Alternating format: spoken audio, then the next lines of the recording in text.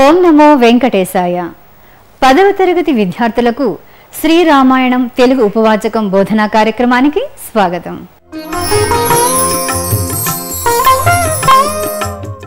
తిరుమల తిరుపతి దేవస్థానముల ఆధ్వర్యంలో నిర్వహింపబడుతున్న మీ శ్రీ వెంకటేశ్వర భక్తి ఛానల్ అనేక నూతన కార్యక్రమాలతో మీ ముందుకు వస్తోంది. ఆ క్రమంలో రూపొందించిన సరికొత్త కార్యక్రమం శ్రీరామాయణం 10వ తరగతి తెలుగు ఉపవాచకం.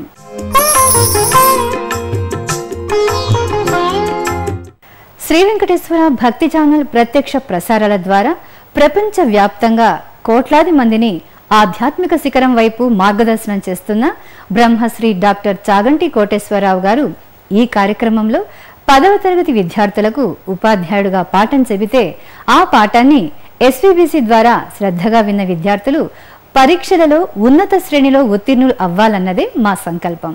టీవీ ముందు కూర్చున్న 10వ తరగతి విద్యార్థులారా, ఇప్పుడు కార్యక్రమాన్ని ప్రారంభిద్దామా? అయితే ఈ కార్యక్రమాన్ని తిలకించే విద్యార్థులు కొన్ని నియమాలను పాటించవలసి ఉంటుంది. మొదటిది, చాగంటి వారు మీకోసం చెబుతున్న పాఠం వింటున్నప్పుడు మీరు క్లాస్ రూమ్లో ఎలా శ్రద్ధగా వింటారో ఆ విధంగానే భావించాలి. రెండవది, పెన్ను పుస్తకంను ముందు పెట్టుకుని గురువు గారు చెప్పేది శ్రద్ధగా విని అవసరమైన అంశాలను పుస్తకంలో వ్రాసుకోండి. ఇక మూడవది, ఈ కార్యక్రమాన్ని శ్రీ వెంకటేశ్వర భక్తి ఛానల్ మీకు కల్పిస్తున్న ఓ విశిష్ట అవకాశంగా భావించండి. రామాయణము శ్రీరామాయణము అడుగడుగున త్యాగము అణువణువున ధర్మము అనురాగము అనుబంధము అనుపమానము. మరి ఈ కార్యక్రమాన్ని ప్రారంభిద్దామా?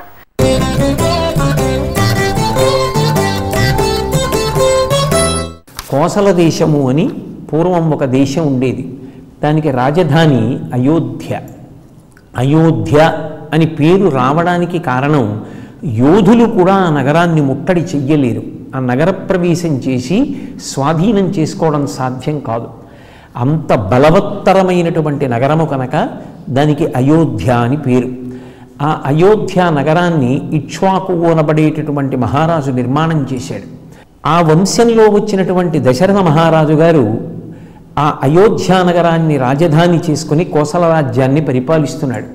రాజ్యంలో ఉన్నటువంటి ప్రజల్ని తన కన్న బిడ్డలలా పరిపాలన చేస్తూ ఉండేవాడు. ఎన్ని ఉన్నా బిడ్డలు లేని కారణం చేత దశరథ మహారాజు గారికి సంతోషం లేదు. సంతోషం లేనటువంటి దశరథ మహారాజు గారు నాకు సంతానం ఎందుకు కలగలేదు, ఎలా కలుగుతుంది అన్న విషయం మీద మంత్రులతో విచారణ చేశాడు. మంత్రులలో ప్రధానుడైనటువంటి సుమంత్రుడన్న మంత్రి లేచి, మీరు అశ్వమేధయాగం చేసి తర్వాత పుత్రకామేష్టి చేస్తే సంతానం పొందుతారు. మహారాజా, ఈ యజ్ఞం చేయించగలిగినటువంటి సమర్థుడు ఋష్యశృంగుడు. ఆయన విభాండకుని యొక్క కుమారుడు, గొప్ప తపస్వి. ఋష్యశృంగుడు ఎంత గొప్పవాడు అంటే, ఋష్యశృంగుడు ఎక్కడికి వస్తాడో అక్కడ వర్షం పడుతుంది. అంటే పరమ ధర్మాత్ములైనటువంటి వారు ఏదైనా ఒక రాజ్యంలోకి ప్రవేశిస్తే ఆ రాజ్యంలో వర్షం పడుతుంది. అంటే క్షామం ఉండదు, వాళ్ళు హాయిగా ఉంటారు. అంతటి ధర్మాత్ముడు ఋష్యశృంగుడు, మహాతపస్వి. ఆయనని తీసుకొచ్చి ఆయన ఆధ్వర్యంలో ఈ యజ్ఞం చేద్దాం, పక్కన వశిష్ఠాది మహర్షులు ఉండనే ఉన్నారు అని సలహా ఇస్తే, ప్రధానమంత్రి ఇచ్చిన సలహా మేరకు అశ్వమేధయాగం చెయ్యడం కోసం ఋష్యశృంగుణ్ణి తీసుకొచ్చి బ్రహ్మస్థానంలో కూర్చోపెట్టి యజ్ఞాన్ని ప్రారంభం చేశాడు దశరథుడు. ఆ యజ్ఞంలో అశ్వమేధయాగం పూర్తయింది. తర్వాత ఇంకా పుత్రకామేష్టి జరగాలి. ఆ పుత్రకామేష్టి చేస్తున్నప్పుడు హవిస్సిస్తారు. అంటే అది దేవతలు తినేటటువంటి హవిర్భాగం. దేవతలందరూ హవిర్భాగం పుచ్చుకోవడానికి వచ్చి కూర్చున్నారు. అందులో గంధర్వులు, యక్షులు మొదలైనటువంటి వారు కూడా ఉన్నారు. చతుర్ముఖ బ్రహ్మగారు వచ్చారు. నేను ఇందాక మీతో చెప్పే కదూ, బ్రహ్మగారు అనేటప్పటికీ ఒక గౌరవం. అందరూ లేచి నిలబడ్డారు. ఆయన కూర్చున్న తర్వాత వాళ్ళ కష్టాలు చెప్పుకోవడం మొదలుపెట్టారు. ఆ కాలంలో అందరినీ బాధ పెడుతున్న వాడెవరు అంటే రావణాసురుడు. రావణాసురుడు మమ్మల్ని ఎనలేని కష్టములకు గురి చేస్తున్నాడు. నిన్నుద్దేశించి గొప్ప తపస్సు చేశాడు. బ్రహ్మగారితో మాట్లాడుతూ చెప్తున్నారు, నువ్వు ప్రసన్నుడవై ప్రత్యక్షమయ్యావు బ్రహ్మదేవ, వరములు కోరుకొమ్మని అడిగావు. యక్ష గంధర్వ దేవతలు కిన్నెరుడు కింపురుషులు వీరెవ్వరి చేతిలోనూ మరణం ఉండకూడదు అని ఆనాడు కోరుకున్నాడు. ఆ వరగర్వం చేత ఇవాళ దేవేంద్రుణ్ణి కూడా ఓడించి స్వర్గలోకాన్ని ఆక్రమించగలిగాడు. అలాగే సూర్యుడు కూడా రావణాసురుడు వెడుతుండగా ప్రకాశించడానికి భయపడతాడు. సముద్రం కూడా తరంగములతో తాను ఉండడానికి భయపడుతుంది. ఇటువంటి రావణుడు ఎవరి చేతిలో మరణిస్తాడు అని అడిగారు. బ్రహ్మగారు అన్నారు, ఆయన నన్ను వరములు అడిగినప్పుడు మనుష్యుల చేతిలో మరణించను అని అడగలేదు, కాబట్టి నరుడి చేతిలో రావణుడు మరణిస్తాడు. అలా అనగానే అక్కడ ఉన్న వాళ్ళందరూ నరులే కదూ, మరి దశరథ మహారాజు గారి సభలో ఉన్న వాళ్ళందరూ మనుష్యులేగా, అయితే మేం చంపుతామంటారేమో అనుకున్నాడో ఏమో. శ్రీ మహావిష్ణువు శంఖచక్ర గదా పద్మములతో పీతాంబరధారి అయి సభలో ప్రత్యక్షమయ్యారు. ప్రత్యక్షమైతే వీళ్ళందరూ ప్రార్థన చేశారు. దశరథ మహారాజు పుత్రకామిష్టి చేస్తున్నాడు, ఆయనకి కుమారుడు కలగాలి, నువ్వే ఆయన కడుపున నలుగురిగా ఆవిర్భవించి నరుడు అవుతావు కాబట్టి, మనుష్యుడు అవుతావు కాబట్టి, ఒక నరకాంత కడుపులోంచి వస్తున్నావు కాబట్టి, దశరథుడికి కౌసల్యా సుమిత్ర కైకేయిలకి సంతానంగా వస్తున్నావు కనుక, మనుష్యుడవు కనుక నీ చేతిలో రావణ కుంభకర్ణులు మరణిస్తారు. కాబట్టి నిన్ను 4గా విభాగం చేసుకుని 4 రూపాలతో రమ్మని ప్రార్థన చేశారు. తప్పకుండా వస్తాను అని శ్రీ మహావిష్ణువు అభయం ఇచ్చారు. పుత్రకామేష్టి పూర్తయింది. ఆ యాగాగ్నిలోంచి ఒక పురుషుడు బయటికి వచ్చాడు. చేతిలో బంగారు పాత్ర ఉంది, దాని మీద వెండి మూత పెట్టబడి ఉంది. ఆ పాత్రలో దివ్యమైనటువంటి పాయసం ఉంది. ఆ పాయసం పట్టుకుని పైకొచ్చిన పురుషుడు దశరథ మహారాజును ఉద్దేశించి మాట్లాడుతూ ఒక మాట చెప్పాడు, ఇది దివ్యమైనటువంటి పాయసం, ఈ పాయసాన్ని తిన్నటువంటి వాళ్ళకి అనారోగ్యం ఉండదు, సంపదలు కలుగుతాయి, అన్నిటిని మించి సంతానం కలుగుతుంది, కాబట్టి నీకు ఈ పాయసాన్ని అనుగ్రహిస్తున్నానని ఆ పాత్రని దశరథ మహారాజు గారికి ఇచ్చాడు. దశరథ మహారాజు గారు ఆ పాత్రలో ఉన్న పాయసాన్ని తన భార్యలైనటువంటి కౌసల్య, సుమిత్ర, కైకేయిలకి పంచిపెట్టాడు. చైత్రమాసంలో శుక్లపక్షంలో నవమి తిథి నాడు రామచంద్రమూర్తి ఆవిర్భవించారు. దశమి తిథి నాడు ఆ సుమిత్రకి లక్ష్మణస్వామి, శత్రుఘ్నుడు వాళ్ళిద్దరూ కలిగారు. కైకేయికి భరతుడు జన్మించాడు. పెద్దవాడు రామచంద్రమూర్తి.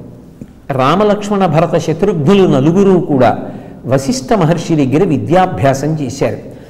4 కుమారులను పొందినటువంటి దశరథ మహారాజు గారు ఎంతో సంతోషంగా కాలం గడుపుతున్నాడు. పిల్లలు పెద్దవాళ్ళు అవుతున్నారు. ఒక రోజున దశరథ మహారాజు గారు సభ తీర్చి కూర్చుని ఉన్నాడు. అకస్మాత్తుగా విశ్వామిత్ర మహర్షి వచ్చారు అన్న వార్త వచ్చింది. విశ్వామిత్రుడు బ్రహ్మర్షి కాబట్టి దశరథుడు పరుగు పరుగున ఎదురు వెళ్ళాడు. స్వాగతం పలికాడు, అర్ఘ్యపాద్యాలు ఇచ్చాడు, సముచితమైన ఆసనం చూపించాడు, కూర్చోపెట్టాడు, దగ్గరికి వెళ్ళాడు, చేతులు జోడించాడు. మీరు రావడం నా జన్మ సార్థక్యం, మీకు ఏం కావాలి చెప్పండి, నన్ను ఆజ్ఞాపించండి, మీకు ఏదైనా సరే నేను ఆ కార్యాన్ని చేసి పెడతానన్నాడు. విశ్వామిత్రుడు అన్నాడు, నేను ఒక యాగం చేస్తున్నాను, ఆ యాగాన్ని రక్షించవలసి ఉంది.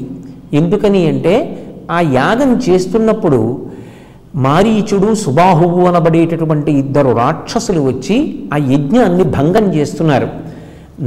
నేను రక్షించుకోగలను ఆ యాగాన్ని, నాకు శక్తి ఉంది. కానీ యజ్ఞం చేస్తున్నటువంటి వాడు కోపానికి వశుడై సంపడం లాంటి పనులు చెయ్యకూడదు. అందుకే యజ్ఞాన్ని సంరక్షించడానికి నీ కుమారుడైనటువంటి రాముణ్ణి నాతో పంపు అన్నాడు. నా కుమారుడికి 16 సంవత్సరముల వయస్సు కూడా నిండలేదు. చిన్నపిల్లవాడైన రాముడెక్కడా, అంతటి మహాబలవంతులైనటువంటి రాక్షసులెక్కడా, వాడెక్కడ యుద్ధం చేస్తాడు, నేను నా సైన్యంతో బయలుదేరి వస్తానన్నాడు. విశ్వామిత్రుడు అన్నాడు, నీకు తెలియని విషయం కాదు, పులస్త్య బ్రహ్మ యొక్క కుమారుడు విశ్రవసో బ్రహ్మ, విశ్రవసో బ్రహ్మ యొక్క కుమారుడు రావణ బ్రహ్మ. ఆ రావణ బ్రహ్మ ఇవాళ 3 లోకములను శాసిస్తున్నాడు, అరివీర భయంకరుడు. ఆయన పేరు చెప్తే దేవేంద్రుడు, దేవతలు కూడా భయపడతారు. అటువంటి రావణాసురుని యొక్క ఆజ్ఞ మేరకు మారీచ సుబాహులు అరణ్యంలో తిరుగుతున్నారు. వాళ్ళు యజ్ఞాన్ని పాడు చేస్తున్నవాళ్ళు.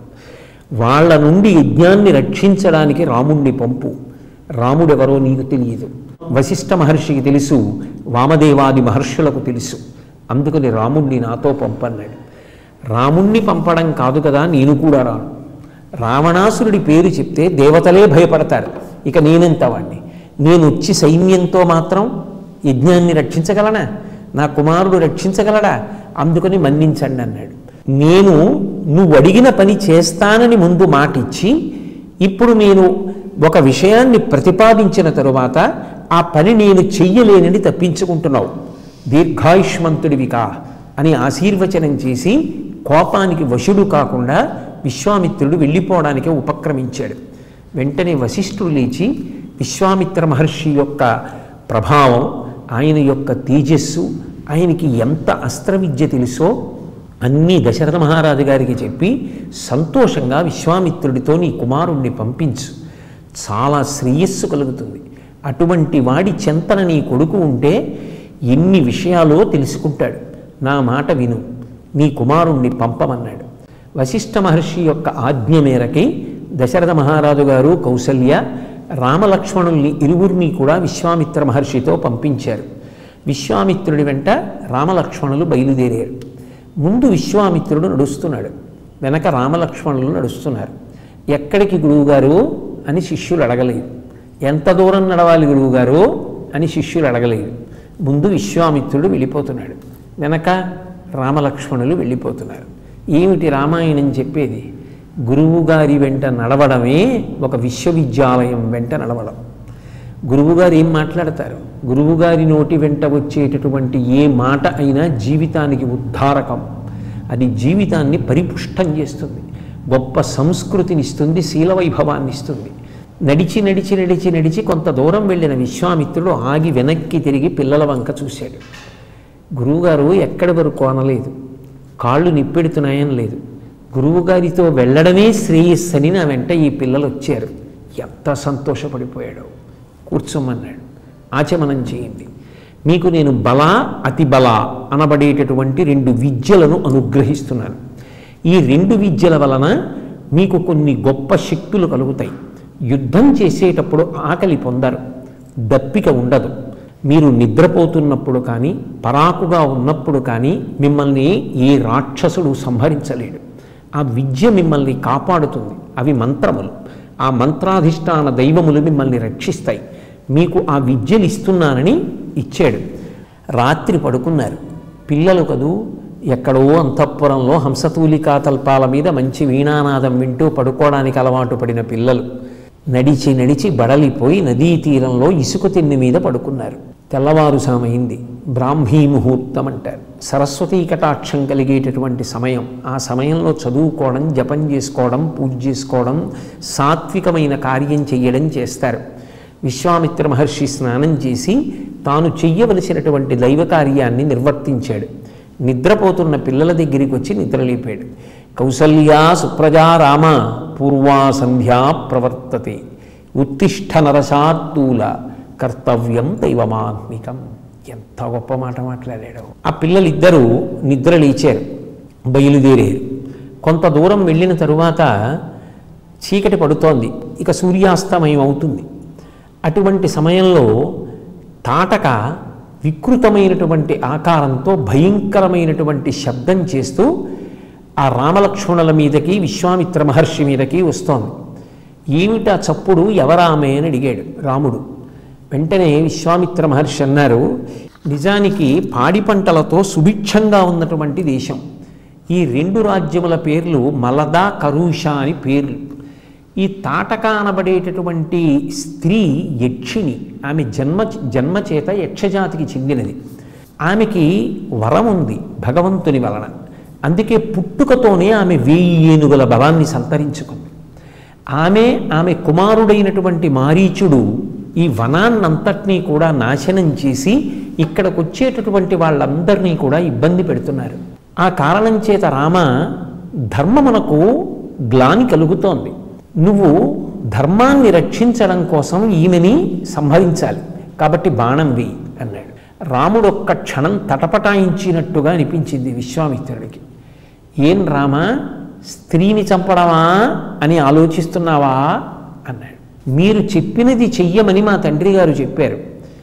ఇప్పుడు మీరు తాటకా సంహారం చేయమన్నారు. కాబట్టి మా తండ్రి గారు చెప్పిన పని నేను చెయ్యాలి కనుక బాణం వేస్తాను. అంతేకాదు, మీరు నా గురువు, సర్వజ్ఞులు, మహాపురుషులు. అటువంటి మీ మాట నేను తిరస్కరించకూడదు. గురువుగారు చెప్పారు అంటే అందులో ధర్మం ఉంటుంది. కాబట్టి మీ మాటని మా తండ్రి గారి మాటని పట్టుకుని నేను తాటకా సంహారం చేస్తానని బాణప్రయోగం చేసి ఆమె యొక్క కాళ్ళు చేతులు తెగ్గొట్టాడు. అయినా ఆమె క్రౌర్యాన్ని పోగొట్టుకోకుండా రామలక్ష్మణుల మీద వచ్చి పడిపోవడానికి ప్రయత్నిస్తుంటే లక్ష్మణస్వామి బాణాలతో ఆమె యొక్క ముక్కు చెవులు తెగకోశాడు. అయినా ఆమె శబ్దాన్ని బట్టి తిన్నగా వచ్చి వాళ్ళ మీద పడి వాళ్ళని తన శరీరం చేత నలగకొట్టాలని ప్రయత్నం చేస్తుంటే రాముడు బాణప్రయోగం చేసి తాటకా సంహారం చేశాడు. తాటకా సంహారం అయిపోయిన తరువాత మరునాడు విశ్వామిత్రుడు యజ్ఞం చేయవలసిన ప్రదేశానికి చేరుకున్నారు. చేరుకున్న తర్వాత అక్కడ విశ్వామిత్రుడు యజ్ఞం చేశాడు. చిట్ట చివరి రోజు దగ్గరికి వస్తోంది. అకస్మాత్తుగా మారీచి సుబాహులు ఇద్దరూ వచ్చారు. ఏమరపాటు లేకుండా ధనుర్బాణాలు పట్టుకుని రామలక్ష్మణులిద్దరూ ప్రదక్షిణ పురస్సరంగా ఆ యజ్ఞ కుండాన్ని చుట్టూ తిరుగుతూ కాపాడుతున్నారు. ఆకాశ మార్గంలో వచ్చినటువంటి ఆ మారీచుడు, సుబాహుడు అనబడేటటువంటి వాళ్ళు పెద్ద పెద్ద కుండలతో నెత్తులు తీసుకొచ్చి ఆ యజ్ఞకుండంలో పోస్తున్నారు. భగ్గున జ్వాల ప్రజ్వరిల్లుతోంది. చూశాడు రాముడు. వెంటనే ఒక అస్త్రాన్ని ప్రయోగించి సుబాహువును సంహారం చేశాడు. అలాగే మానవాస్త్రాన్ని ప్రయోగించి ఎక్కడో 100 యోజనముల అవతల సముద్రంలో పడి గిలగిలా కొట్టుకునేటట్టుగా మారీచుణ్ణి దూరంగా కొట్టేశాడు. ఆగ్నేయాస్త్రాన్ని ప్రయోగించి మిగిలిన రాక్షసులందరినీ సంహరించాడు. విశ్వామిత్రుడు మహాసంతోషాన్ని పొందాడు. మిగిలినటువంటి దేవతలు కూడా ఆనందం పొందారు. దేవేంద్రాదులే వచ్చి రామలక్ష్మణుల్ని కీర్తించారు. మరునాడు విశ్వామిత్రుడు అన్నాడు, వచ్చిన కార్యం పూర్తయిపోయింది కదా, నిజానికి రామలక్ష్మణులు కావాలంటే వెనక్కి వెళ్ళిపోవచ్చు. కానీ విశ్వామిత్ర మహర్షి అన్నాడు, ఇక్కడికి దగ్గరలో మిథిలా నగరం ఉంది. ఆ మిథిలా నగరాన్ని జనక మహారాజు గారు పరిపాలన చేస్తున్నాడు. ఆయన ఒక గొప్ప యజ్ఞం చేస్తున్నాడు. ఆ యజ్ఞం చూడడానికి నేను బయలుదేరుతున్నాను. రామలక్ష్మణులారా మీరు కూడా వస్తారా అని అనలేదు రామాయణ కావ్యంలో. నేను వెడుతున్నాను అని చెప్పి ఊరుకున్నాడు. గురువుగారి వెంట వెళ్ళడం, గురువుగారు చెప్పిన మాటలు వినడం కొన్ని వందల గ్రంథాలు చదవడంతో సమానం. ఆ విలువ రామలక్ష్మణులకు తెలిసిందా? అది పరీక్ష. వెంటనే రామలక్ష్మణులు అన్నారు, హే భగవన్ అంటారు వాళ్ళు. గురువు భగవంతుడితో సమానం.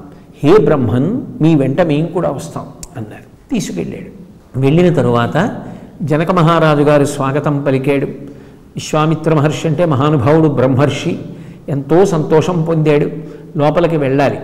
కానీ మిథిలా నగరానికి వెళ్ళడానికి ముందర ఒక విశేషం జరిగింది.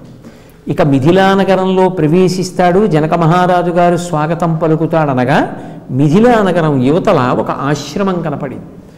ఆశ్రమం అంతా కూడా నిర్జనంగా ఉంది. ఎవ్వరు జనులు లేరు. ఏమి ఆశ్రమం ఇలా ఉంది అని అడిగాడు రాముడు గురువు అయినటువంటి విశ్వామిత్రుడిని. సరి అయినటువంటి శిష్యుడైతే గురువు గారిని ఆర్తితో ప్రశ్నిస్తే గురువు సంతోషించి మాట్లాడతాడు. అప్పుడు విశ్వామిత్రుడు రాముడికి ఆ ఆశ్రమం యొక్క వృత్తాంతాన్ని చెప్పాడు. ఇది గౌతమ మహర్షి యొక్క ఆశ్రమం.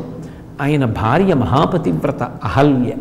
కానీ ఆమె చెయ్యకూడని అపరాధం ఒకటి చేసింది. ఆ అపరాధం చేసిన కారణం చేత గౌతమ మహర్షి శపించారు. వాయుభక్షా నిరాహారా తప్యంతే భస్మశాయిని అని. నువ్వు ఆహారం తీసుకోకు, బూది కప్పి ఉంటావు, నువ్వు రాయిపోని శపించలేదు. బూది కప్పి ఇక్కడ ఉన్నావని కూడా నిన్ను ఎవరూ గుర్తుపట్టరు. ధూళి అంతా నీ మీద పడి ఉంటుంది. కేవలము గాలిని ఆహారంగా స్వీకరిస్తూ అన్నం తినకుండా అలా ఉంటావు తపస్సు చేస్తూ. నువ్వు చేసినటువంటి తపస్సు ఫలించినది అని గుర్తేమిటంటే రాముడు వస్తాడు. రాముడు ఈ ఆశ్రమంలో ప్రవేశించినప్పుడు ఆయన పాద పరాగము సోకి నీవు చేసినటువంటి పాపము పోతుంది, నువ్వు మళ్ళీ పునీత అవుతావు. ఆనాడు నేను వచ్చి మళ్ళీ నిన్ను స్వీకరిస్తానని గౌతమ మహర్షి తపస్సు చేసుకోవడానికి వెళ్ళిపోయారు. రాముడు ఆ ఆశ్రమ ప్రాంగణంలోకి ప్రవేశించగానే ఆయన యొక్క ప్రభావం వలన ఆ అహల్య మళ్ళీ స్త్రీ రూపాన్ని పొందింది. అయితే బాలుడు కదు రాముడు, తన వలన అహల్యకి శాప విమోచనమైన తాను అహల్య పాదముల మీద పడి నమస్కరించాడు. రాముడు ఎలా ప్రవర్తించాలో మనకి నేర్పుతాడు ఇప్పుడు. తదనంతరం అహల్యా శాప విమోచనం అయిపోయిన తర్వాత రామలక్ష్మణులు విశ్వామిత్రుడు కలిసి మిథిలా నగరానికి వెళ్ళారు. మిథిలా నగరం చేరుకోగానే బ్రహ్మర్షి వచ్చాడని జనక మహారాజు గారు వచ్చి స్వాగతం పలికాడు. లోపలికి వెళ్ళారు. యజ్ఞం జరుగుతోంది. విశ్వామిత్రుడు జనక మహారాజును ఉద్దేశించి ఒక మాట అన్నాడు. మీ ఇంట్లో శివధనస్సు ఉంది. చాలా కాలంగా పరమశివుడి చేత అనుగ్రహింపబడినటువంటి ధనస్సు మీ పూజామందిరంలో రక్షింపబడుతోంది. వీళ్ళు క్షత్రియులు, దశరథ మహారాజు గారి కుమారులు రామలక్ష్మణులు. వాళ్ళకి ఆ ధనస్సు చూడాలని సంతోషం ఉంటుంది కదూ, ఒక్కసారి ఆ ధనస్సు చూపించమన్నాడు. ఆ ధనస్సు ఒక మంజూష యందు భద్రపరచబడింది. మంజూష అంటే పెట్టె. సాధారణంగా ఎంత బరువైనదైనా దాన్ని చక్రాలు ఉన్న బండి మీద పెడితే దాన్ని లాగడం తేలికే. కానీ ఆ శివధనస్సు ఎంత బరువైనది, ఎంత తేజస్సు కలిగినది అంటే అది భద్రపరచబడినటువంటి మంజూషని అపారమైనటువంటి బలము కలిగినటువంటి 5,000 మంది యోధులు లాగి తీసుకొచ్చారు. తీసుకొచ్చిన తర్వాత ఆ మంజూష తెరిచారు. విశ్వామిత్ర మహర్షి యొక్క అనుగ్రహంతో రామచంద్రమూర్తి ఆ శివధనస్సుని ఎక్కుపెట్టాడు. అంతకుముందు ఆ ధనస్సుని ఎక్కుపెట్టాలని ఎందరో ప్రయత్నించారు, ఎవ్వరూ ఎక్కుపెట్టలేకపోయారు. కానీ ఆ రాముడు ఆ శివధనస్సును ఎక్కుపెట్టినప్పుడు ఆ ధనస్సు మధ్యలోకి విరిగిపోయింది, శివధనుర్భంగమైంది. అన్న మాట ప్రకారంగా జనక మహారాజు గారు సీతమ్మని రామచంద్రమూర్తికి ఇచ్చి వివాహం చేయడానికి గబగబా ముందుకు వచ్చాడు. ఎందుకని అంటే జనక మహారాజు గారే ఆ విషయాన్ని చెప్పాడు. ఒకప్పుడు జనక మహారాజు గారు యజ్ఞం చెయ్యడం కోసం భూమిని నాగలి పెట్టి దున్నుతున్నాడు. ఆ నాగటి చాలుకు తగిలి ఉద్ధిత అంటే ఏదో పెట్టెలో దొరికినట్టు దొరకడం కాదు, ఒక మొక్క పైకి ఎలా లేస్తుందో అలా భూమిలోంచి పైకి లేచింది. నాగటి చాలుకి తగిలి పైకి లేచింది కనుక సీత అని పేరు వచ్చింది. ఆమె నా కుమార్తె, ఆమె నాకు జన్మించినది కాదు. కానీ యజ్ఞం చేయడానికి భూమిని దున్నుతున్నప్పుడు నన్ను అనుగ్రహించి భూమిలోంచి పైకి లేచింది. ఆ పిల్లకి ఎవరిని భర్తని చెయ్యాలి అని నాకు అనుమానం వచ్చింది. జనకుడు చెప్తున్నమాట, ఎవరు శివధనస్సుని ఎక్కువ పెడతాడో వాడికిచ్చి సీతమ్మని వివాహం చేస్తాను అన్నాడు. రాముడు అన్నాడు, మా తండ్రి గారు దశరథ మహారాజు గారు అంగీకరిస్తే వివాహం చేసుకుంటానన్నాడు. దశరథుడికి కబురు చేశారు. దశరథ మహారాజు గారు తన పరివారంతో కలిసి వచ్చారు. సీతారాముల వివాహం చెయ్యొచ్చా, ఇద్దరి మధ్య సఖ్యత కుదురుతుందా దంపతులుగా? అక్కడ ఉన్నటువంటి పెద్దలందరూ కూడా మాట్లాడుకున్నారు. మాట్లాడుకున్న తర్వాత జనక మహారాజు గారి యొక్క కుమార్తెలు ఇద్దరు, సీత, ఊర్మిళ. జనక మహారాజు గారికి ఒక సోదరుడు ఉన్నాడు, ఆయన పేరు కుశధ్వజుడు. ఆ కుశధ్వజుడికి ఇద్దరు కుమార్తెలు, మాండవి, శృతకీర్తి. ఇప్పుడు సీతమ్మని రాముడికి ఇచ్చారు, ఊర్మిళని లక్ష్మణుడికి ఇచ్చారు, అలాగే మాండవిని భరతుడికి ఇచ్చారు. చిట్ట చివరి శృతకీర్తిని శత్రుఘ్నుడికి ఇచ్చారు. నలుగురి యొక్క వివాహాలు చక్కగా సుముహూర్తంలో జరిగాయి. కళ్యాణం అయిపోయిన తరువాత జరగవలసినటువంటి కార్యక్రమాలన్నీ ఏదో ఆ వేడుకలు, ముచ్చట్లు, ఉత్సవాలు అన్నీ పూర్తయిపోయిన తర్వాత దశరథుడు తన యొక్క నలుగురు కొడుకులతో, కోడళ్లతో, పరివారంతో కలిసి అయోధ్య నగరానికి బయలుదేరాడు. వెడుతుండగా అకస్మాత్తుగా పరశురాముడు ఎదురొచ్చాడు. రామ, నువ్వు శివధనస్సుని భంగం చేశావుట, ఏమిటో చాలా గొప్పవాడివని చెప్పుకుంటున్నారు, నా దగ్గర వైష్ణవ ధనస్సు ఉంది, ఇది ఎక్కువ పెడతావా అన్నాడు. వెంటనే రాముడు ఆ వైష్ణవ ధనస్సుని కూడా ఎక్కువ పెట్టాడు. అది చూసి, ఓ మహానుభావుడు, ఈయన అవతారం కాబట్టి ఇక నేను ఇక్కడ ఉండక్కర్లేదని పరశురాముడు తెలుసుకున్నాడు. తెలుసుకుని మహేంద్రగిరికి తపస్సు చేసుకోవడానికి వెళ్ళిపోయాడు. వెళ్ళిపోయిన తర్వాత రామలక్ష్మణ భరత శత్రుఘ్నులు తమ భార్యలతోటి, తండ్రి గారితోటి కలిసి సంతోషంగా అయోధ్య నగరానికి వచ్చి సుఖంగా ఉన్నారు.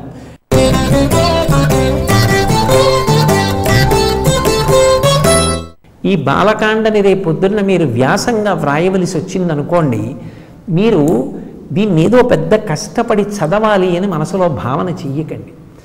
దీన్ని ఒక క్రమం మనసులో పెట్టుకోండి. ఏ క్రమం వచ్చింది అన్నది ఒక్కసారి ఆలోచించండి. కొన్ని పేర్లు ఉంటాయి, పేర్ల వరకు కొంచెం జాగ్రత్తగా చదివి ధారణ చేయవలసింది. రామలక్ష్మణ భరత శత్రుఘ్నులు, మలద కరుషదేశములు, తాటక, విశ్వామిత్రుడు, వశిష్ఠుడు, ఇటువంటి పేర్లు కొంచెం 1-2 మాటలు ప్రతిరోజు మననం చేసుకుంటుంటే జ్ఞాపకం ఉంటుంది. దాన్ని ఒక్క వరుస క్రమంలో పూలదండ గుచ్చుతారు చూడండి, దారానికి పువ్వు పెట్టి ఇటో పువ్వు పెట్టి మడత వేసి ఇలా తీసి ఇలా లాగుతుంటే దండ వస్తుంది. అలా ఆ క్రమాన్ని జ్ఞాపకం పెట్టుకోవాలి. మొదటెక్కడ వాల్మీకి మహర్షి ఆశ్రమం, నారదుడు రావడం, సంక్షేప రామాయణం చెప్పడం, తమసా నదికి వాల్మీకి స్నానానికి వెళ్ళడం, క్రౌంచపక్షుల జంట కనపడడం, బోయవాడు మగపక్షిని కొట్టడం, ఆడపక్షి బాధపడడం, వాల్మీకి మహర్షి శ్లోకం చెప్పడం, ఇదేమిటి శ్లోకం వచ్చిందనుకోవడం, బ్రహ్మగారు రావడం, రామాయణ రచన చెయ్యమని వరమివ్వడం, రామాయణ ప్రారంభం చెయ్యడం, కోసల రాజ్యం, అయోధ్య రాజధాని, దశరథ మహారాజు గారు, పిల్లలు లేకపోవడం, ఋష్యశృంగుణ్ణి తీసుకురావడం, వశిష్ఠుడు అక్కడ ఉండడం, యజ్ఞం చెయ్యడం, అశ్వమేధం తర్వాత పుత్రకామీష్టి చెయ్యడం, అందులోంచి పాయస పాత్ర పట్టుకుని యజ్ఞపురుషుడు రావడం, దశరథుడు తన భార్యలకి పాయసాన్ని పంచివ్వడం, ఇచ్చిన తరువాత 4 కుమారులు కలగడం, ఈ కుమారులు కలిగే ముందు పుత్రకామీష్టి చేసేటప్పుడే శ్రీ మహావిష్ణువు వాళ్ళందరికీ కూడా అక్కడ ఉన్న దేవతలకి వరమివ్వడం, రావణ సంహారం చేస్తానని చెప్పడం, ఆ తరువాత ఈ 4 కుమారులు చక్కగా పెరిగి పెద్దవారై చక్కటి విద్యాభ్యాసం చెయ్యడం. ఒకనాడు దశరథ మహారాజు గారు సభ తీర్చి ఉండగా అకస్మాత్తుగా విశ్వామిత్రుడు రావడం, మీరు ఏ పని అడిగినా నేను చేసి పెడతానని దశరథుడు అనడం, యజ్ఞ సంరక్షణ కొరకు రమ్మంటే నేను రాలేను, కొడుకు రాముణ్ణి పంపించలేనని చెప్పడం, విశ్వామిత్రుడు ఆగ్రహించడం, వశిష్ఠుడు నచ్చ చెప్పడం, రామలక్ష్మణుల్ని పంపడం, రామలక్ష్మణులకు బల అతిబల అన్న శక్తుల్ని ఇవ్వడం, తాటకా సంహారం చెయ్యడం, వివిధాస్త్రములను విశ్వామిత్రుడు వారికి ప్రదానం చెయ్యడం, యజ్ఞ సంరక్షణం చెయ్యడం, మారీచుణ్ణి 100 యోజనముల సముద్రానికి అవతల వరకు మానవాస్త్రం పెట్టి కొట్టడం, సుబాహువుని సంహరించడం, ఇతర రాక్షసుల్ని సంహరించడం, ఆయనతో కలిసి మిథిలా నగరానికి బయలుదేరడం, మిథిలా నగరానికి ముందు గౌతమ మహర్షి ఆశ్రమం, అహల్యకి శాప విమోచనం కావడం, తర్వాత బయలుదేరి మిథిలా నగరానికి వెళ్ళిన తర్వాత విశ్వామిత్రుడు శివధనస్సు యొక్క ప్రస్తావన తీసుకొచ్చి శివధనస్సు మంజూషలో తీసుకురమ్మంటే జనక మహారాజు గారు దాన్ని అక్కడికి వచ్చే ఏర్పాటు చెయ్యడం, రాముడు శివధనస్సు ఎక్కుపెట్టడం, శివధనుర్భంగం కావడం, సీతమ్మని ఇస్తానన్నా దశరథ మహారాజు గారు వచ్చి నిర్ణయం చెయ్యాలనడం, దశరథుడు ఇతర పెద్దలు రావడం, వీరు ఒకరికొకరు తగినవారు అని చెప్పి ఆ జనకుని యొక్క 2 కుమార్తెల్ని, కుశధ్వజుని యొక్క 2 కుమార్తెల్ని రామలక్ష్మణ భరత శత్రుఘ్నులకి ఇచ్చి వివాహం చెయ్యడం, అందరూ కలిసి మళ్ళీ అయోధ్య నగరానికి బయలుదేరుతుంటే పరశురాముడు ఎదురు రావడం, వైష్ణవ ధనస్సుని ఎక్కుపెట్టమనడం, రాముడు ఎక్కుపెట్టడం, మహేంద్రగిరి మీదకి తపస్సు చేసుకోవడానికి పరశురాముడు వెళ్ళిపోవడం, 4 భార్యలతో సంతోషంగా అయోధ్యకి తిరిగి రావడం, భరతుడు తన తాతగారింటికి భార్యతో కలిసి వెడుతూ తమ్ముడైన శత్రుఘ్నుణ్ణి మరదల్ని కూడా తీసుకుని వెళ్ళిపోవడం, రామలక్ష్మణులిద్దరూ తమ భార్యలైన సీత ఊర్మిళలతో కలిసి అయోధ్యానగరంలో దశరథ మహారాజు గారిని, కౌసల్య, సుమిత్ర, కైకేయిని సేవిస్తూ సంతోషంగా ఉన్నటువంటి ఘట్టం దగ్గర ఈ బాలకాండ పరిసమాప్తమైంది. అలా ఒక ఘట్టం తర్వాత ఒక ఘట్టం, అది ఏముంది, ఒక కథాక్రమం, అందులో ఉన్నటువంటి ధర్మసూక్ష్మం, ఎక్కడ ఎవరిని ఎలా గౌరవించారు, ఈ విషయాలు చక్కగా జ్ఞాపకం పెట్టుకుంటే ఎంతసేపు ఒక్కసారి వింటే చాలు. రేపు ఉపవాచకంలో బాలకాండ గురించి వ్రాయవలసి వస్తే మీరు అందంగా రాసేస్తారు.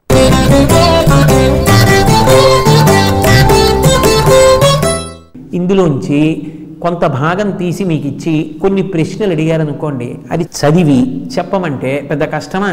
ఉదాహరణకి వికృతాకారంతో విరుచుకుపడుతున్న తాటక చేతులను తన నిశిత బాణాలతో ఖండించాడు రాముడు, అయినావేశంతో మీదికి వస్తున్న తాటక ముక్కు చెవులను కోసివేశాడు లక్ష్మణుడు.